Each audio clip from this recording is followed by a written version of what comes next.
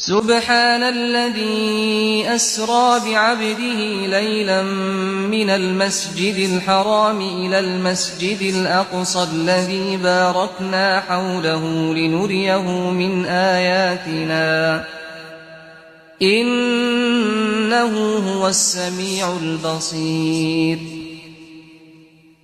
وآتينا موسى الكتاب وجعلناه هدى لبني إسرائيل ألا تتخذوا من دوني وكيلا ذرية من حملنا مع نوح إنه كان عبدا شكورا. وقضينا إلى بني إسرائيل في الكتاب لتفسدن في الأرض مرتين ولتعلن علوا كبيرا. فإذا جاء وعد أولاهما بعثنا عليكم عبادا لنا أولي بأس شديد فجاسوا خلال الديار وكان وعدا مفعولا. ثم رددنا لكم الكرة عليهم وأمددناكم بأموال وبنين وجعلناكم أكثر نفيرا. إن أحسنتم أحسنتم لأنفسكم وإن أسأتم فلها.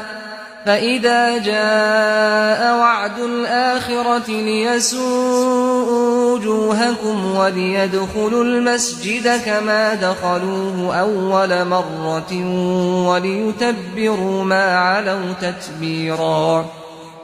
عسى ربكم أن يرحمكم وإن عدتم عدنا وجعلنا جهنم للكافرين حصيرا.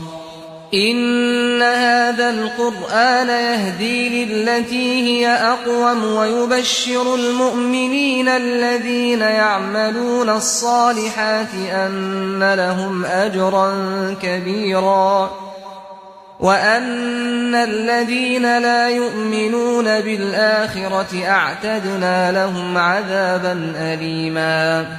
ويدعو الإنسان بالشر دعاءه بالخير وكان الإنسان عجولا. وجعلنا الليل والنهار آيتين فمحونا آية الليل وجعلنا آية النهار